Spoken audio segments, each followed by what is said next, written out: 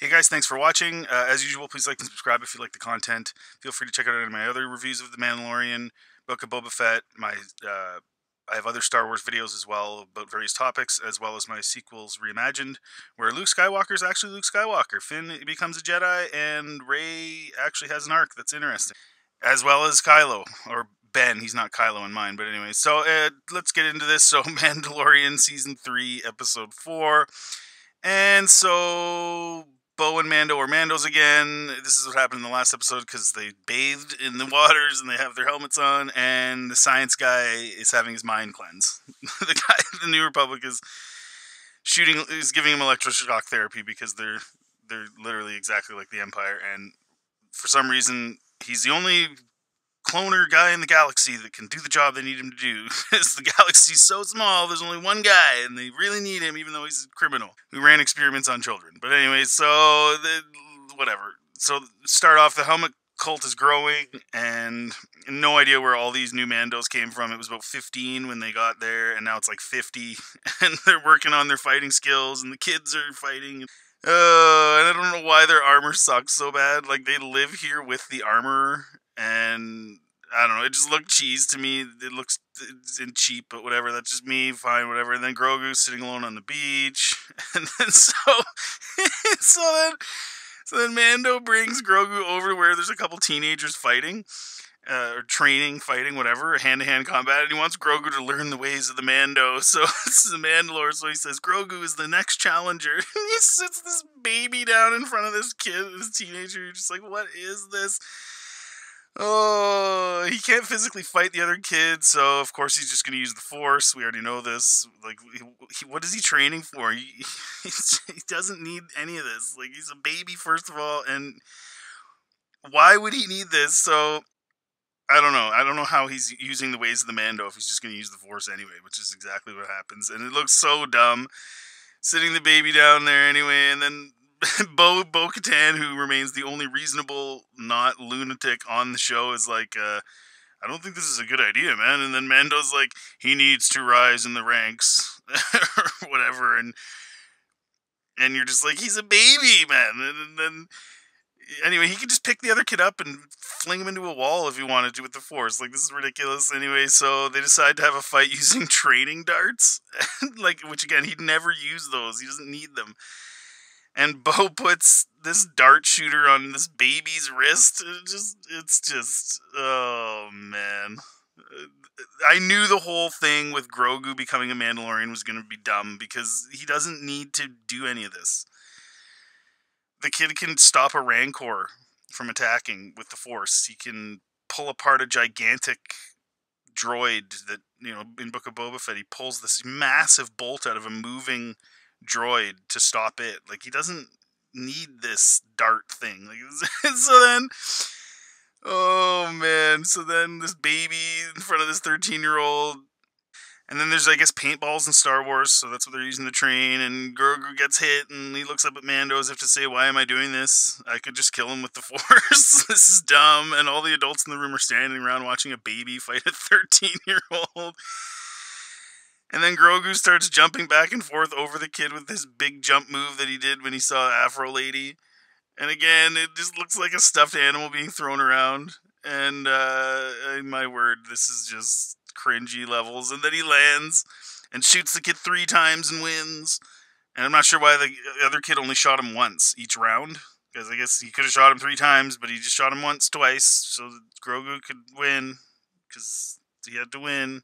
But nothing makes sense with Mandalorian, so I guess he just decided, I'm just going to shoot him once each round, because I'm a Mandalorian, and it would make much more sense for me to shoot him 3 times like he did to me, but we're Mandalorians, we don't have irrational thoughts. And then this big flying beast, pterodactyl thing appears, and it got me thinking, like, Mandos really like to live in places where they're always at risk of death from giant beasts. Like, it seems kind of counterproductive. Like, of all the places you decide to settle down, you settle down in this place with this giant croc that almost killed everybody in the first episode, and the Mando had to save everybody with his ship. And then they built Mandalore right where this mythosaur lives. It's just, like, they're always with beasts. Like, it's kind of dumb. It's like, why don't you live somewhere where there aren't beasts everywhere? And then it swoops down, and it takes the kid that Grogu beat in the paintballing thing, and then Mando goes to shoot it, and Buddy's like, no, no blasters, you'll hit the child. We have to go to his base. And so now we know it's another beast storyline to bring the main storyline to a crawl again. And then they run out of jetpack fuel in about a minute following this thing, and then Buddy's like, it always gets away. It's because we don't have enough jet fuel to follow it. And it's like, why do you morons live here?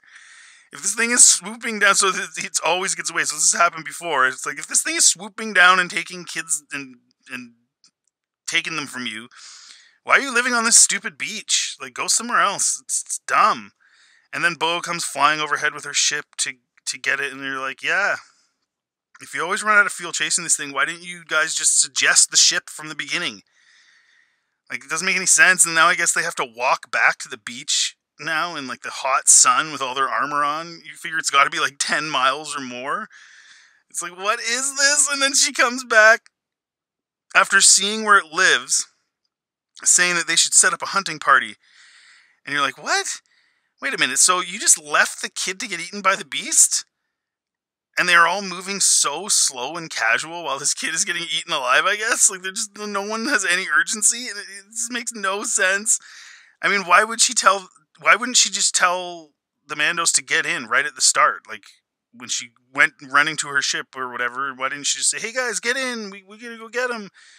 No, instead she follows it and then comes back all nonchalant and let's spend a few hours getting ready to go while the kid is alone with the beast. Like, what is happening here? Like, is this beast not a threat then? Like, what is going on? And then they stand around talking about where his hideout is, and again, it's like, Bo, couldn't you just fly there if you knew where it is? Why are you guys talking about where it is? Just go, hurry up. What are you wasting this time? This kid's gonna die. You're just sitting there discussing the beast, like, and wasting time. All this kid's with it, and it's just to make another episode, just to drag on another episode. And the content doesn't need to make sense. It just needs to be content, I guess. Now with Star Wars, and then they're like, we need to go on foot because if the beast hears the engines, he'll kill the kid. And you're like, again, what? So the beast just sits the kid down for tea, but if he hears someone coming, he kills the kid. Like, so he just wants a friend? What is this? And then the armor's like, you are too young to go, Grogu. And he looks up at her like, lady, I could put the beast to sleep. I could literally kill you right now if I wanted to. Like, it's just... So he is a powerful Jedi, and he trained for all those years at the temple, according to sequel stands, but... And Disney Star Wars stands, but he's still a baby, and he can't go on the missions because he's a baby, even though he's gone through all this stuff and done all this stuff, and even in this season has dealt with all types of stuff. Like, it doesn't make any sense. Either he's this trained 30-year Jedi and his power makes sense, or he's a baby. But no, they're trying to do both. Anyway, and then she takes him inside, and at this point I'm like, she's going to make him a helmet. And if she does, this is going to be the cringiest thing ever. Is he a baby or is he a Mando? I don't know. No one knows because it makes no sense. Like, if he's too young to do anything, why do you guys need to make him armor? Like, this is just dumb. And so Grogu's watching her smash some metal thing and then has a flashback of the temple. And you see 3 clone troopers come out, taking on 4 Jedi. And 3 clone troopers in the first shot kill 2 of them. So, I don't know, these Jedis kind of suck. Like, there's 4 Jedis versus 3 clone troopers. They should have had no problem just force pushing them away or something. Like, it's just dumb. And then there's 3 troopers and 2 Jedi left, so another 3 show up. And then there's 3 troopers and 2 Jedi, and yet there's still supposed to be some big threat. It's like, 2 Jedis against 3? Just mow them down, Jedis. What are you doing? What are you doing? And then Grogu escapes down the elevator right as the now 4 clone troopers, another one joined them, take down the 4th Jedi. So the grand total was like maybe like 7 or 8 clone troopers versus 4 Jedi, and the clone troopers won. It's like, wow, Jedi kind of suck. And then And then another Jedi meets him at the floor. He's somehow selected. Not sure how that happened, but he managed to select the floor. That didn't make any sense. But then he's in his little crib thing that he flies around in. I don't know how he pushed the button. They didn't show that. And then the Jedi he meets is an actual Jedi, and he deals with the 3 troopers fairly easily, and then 3 more. So that kind of made some sense now, finally. And then cool shot of the temple on fire. And this chase scene through Coruscant does look good. They did a good job of that. It's not like Kenobi, where it looks like a low-budget B movie. Anyway, so the temple's on fire, and then after the Jedi grabs a speeder, they chase him and Grogu through Coruscant, and they're shooting at him, and I'm like, if they miss, like they're shooting through the city, are those shots just hitting citizens' apartments and stuff? Or like some poor bugger has a taco stand, and all of a sudden a giant laser bolt just blows him up? Like, where do these shots that are missing, where are they ending up? Anyways, but otherwise it was a pretty cool chase scene, I guess, that he goes into the subway tunnel, and then he swerves right at the last second before the train hits him and Grogu, and so the troopers that are in their ships behind him get hit by the train, and then I'm like, whoa, that was pretty cool. But then I'm like, wait a minute, is that train full of Coruscant citizens? This is a public subway. There's people at the station that he swerved into. So all these people died. So this guy and Grogu could get out of this massive accident with a train, killing who knows how many countless people, so Grogu and this Jedi could get out? I don't know, man. It doesn't sound good. And then nothing makes sense. And then he flies past the mountain peak thing again, the little mountain peak that Buddy dropped his glowy popsicle on or whatever.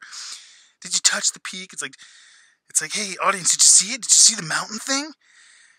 And then he's dodging citizens through that area where the mountain thing is, and I'm like, bro, you just killed like hundreds of people in a horrible train accident. Like, at this point, you might as well just mow these people down. It doesn't matter. You obviously don't care. And then more clones show up, and Grogu and Buddy fly away, and Padme's Nubian royal starship. And I'm like, why was this ship here? There was another Nubian ship on Coruscant? Because I know Padme at this moment has the one with Obi-Wan on Mustafar, or at least is traveling there at this point, and so you're like, what? Where did this ship come from? But whatever, I don't know, who knows, fan service. And then the armor puts this big, awkward, round armor plate on Grogu on his chest. You're like, again, is he a baby or is he supposed to be a fighter? Like, what is and he's small. Like, what is this gonna do? And then the Mandos go on foot to the beast because, again, if he hears the ship, he'll kill the boy. But he doesn't. But if he doesn't hear the ship, he keeps him alive for plot convenience reasons. Or does he? Like, because it just doesn't make any sense. Like, so he just took the kid for no reason? As long as you're quiet, he's still going to be alive? And then the sun is going down because they walked so far from their ship. It must have taken hours. And then they decide to make camp. And so they're not going to save the kid yet. They're going to waste another night. What is this? These guys are literally sitting around a fire chit-chatting while this kid could be getting eaten. Oh, and if he isn't getting eaten, then this monster isn't that big of a threat, is it? And if it isn't that big of a threat, why do I care about this plot line? And then they need to eat, and Bo is like, how do you eat? And Mando's like, you go off and hide somewhere and take your helmet off and eat. And Bo leans back and looks at him, and even though it's through the helmet, you can tell she's like, really, buddy? Like, that's pretty dumb. And then he's like, she's like, looking at her, like, you can just see it through the helmet. Like, this is what you morons do. And honestly, she's the highlight of the show. Like, she illustrates the irrational dumbness of all of this. So all the Mandos leave each other to go eat alone. But Bo gets to stay by the fire because she's leading the war party. This cult is really dumb. And then they keep repeating this thing about not shooting with blasters because it will kill the child if he's still alive. If he's still alive, this whole thing makes no sense. The beast took him 24 hours ago, and you guys have been sitting around ever since. And then they all climb the mountainside to get to the beast's nest. And then Buddy, they use their heat. Mando has like a heat sensor thingy, so you can tell that, oh, there's a body under there in one part of the nest. I'll bury it under the big sticks. And then Buddy starts after his son as the beast is gone. They don't see it anywhere. And Poe's like, she's like, we need to scan the area in case it's here. And he's like, I'm going because he's my son. And it's like, what, now you have urgency to save your son after you literally set up camp all night and like calmly walked around and went and ate and sat around? Like, they never ran or anything. They walked all those miles all slow. So, and then he starts yelling the kid's name and being all loud, even though they know where the heat source of the kid's body is in the nest or something, right? There's something there, but he's just yelling, and it's like, okay, of course he is. I'm sure he needs to be so loud, so the beast can hear him and they can have him fight. Yep, and that's exactly what happens. And instead of it being his kid, the beast's babies pop out, these little bird pterodactyl things. And I'm like, there's no way that kid is alive. And they're idiots to think he would be. And if he is alive, that's ridiculous. So he was obviously bringing the kid back to feed the babies. The mother was feeding her babies. And of course he's being all loud. So the mother comes out and she hovers over them. And then I'm half hoping she regurgitates the guy's kid into the mouths of the babies. Like his guts and slime. And oh my word, this is where I was just, I could not believe it. She actually does. She pukes up the kid, but he's not digested at all. He's in his armor, he's perfectly fine, he's just in the beast, and then it pukes him up. So how long has he been in there? He's been in there since the night before? Like, what is going on? Did the beast just swallow him and then was like, hey, I just swallowed him right as they arrived, and now I'm going to puke him back up completely undigested, even though the whole point of birds doing this is to help the babies get the food down. So they take the food, chew it up, swallow it, and then puke it into their babies' mouths so it's pre-chewed. Like, if the kid didn't have to be pre-chewed and you're coughing him up, why not just toss him into the nest and let them eat him? Why did we need this super cheese cringe thing of him puking up a fully non-digested kid? Oh, and then the dad flies into its mouth and the beast picks up this kid for no reason other than so he could fly around with him. Because the kid now is he's in the nest, right? It's like, why did you pick him back up again? Did you want to feed your babies this kid? Why didn't you just leave him there to be eaten? And what was the beast doing with the kid for the last 24 hours? What is going on here? What is this? And then the Mandos fight it, and they're still not using their blasters, even though the beast knows they're there now. And it's like, what? So if you shoot him with a blaster, he's gonna squish the kid in his talon? Like, what is this? Why don't you just go ahead and kill him now and shoot it in the eyeball with your blaster? Anyways, but and on top of that, the dad already shot a flamethrower into its mouth. So it's pretty angry at this point. Like, this doesn't make any sense. And then Bo starts stabbing it, and Mando stabs it, and it drops the kid, and Mando saves the kid from falling into the water. And then the beast falls in the water, and that giant croc from the first episode eats it, leaving the poor baby birds with no mother. The baby pterodactyls have no mom now. Poor baby pterodactyls. And then the episode is... So basically the episode is about Mando continuing to ingratiate himself with the other Mandos, I guess. But the way they went about it with this episode is just... Everything's irrational and dumb. None of it makes sense. And then... Oh my word... They took the baby birds home, the baby pterodactyls, and you're like, how did they all fit in Bo's ship? So you had all those Mandalorians, and then you had 3 giant baby pterodactyls in the ship. There's no way they could fit in there. It doesn't even make any sense. It was so cringe. It honestly, like, it was bad. And then, and then of course now, the Mandalorians will help them grow and feed them, and then of course they'll be their mummies and daddies, and then in the final episode of the season they'll ride them to go do something. It's so predictable and boring. Yawn. And then the armor makes Bo a new shoulder plate because I guess she lost hers. It falls off, and puts the Mythosaur logo on it. And another thing I was like, why does she need to sit there for the whole time the armorer makes it? Like, she's sitting there for who knows how long, a couple hours at least or whatever. But whatever. I guess there's nothing else to do there other than almost get killed by various monsters. And then she tells the armorer about seeing the mythosaur, and the armorer's just like, oh yeah, cool. Yeah, you'll see lots of stuff as a Mandalore. What? Your entire cult is based around this creature, and she's just like, oh yeah, cool, you saw it there on Mandalore, that's cool, whatevs. And then that's it, that's the end of the episode, and you're like, so no one cares. So what is the point of this cult? Why does everything make no sense? Why is any of this happening? This doesn't make any sense. She should be like, oh my gosh, really? You saw a mythosaur? Oh my goodness. What? No, it's just, oh yeah, cool. Here's your plate. Shoulder plate.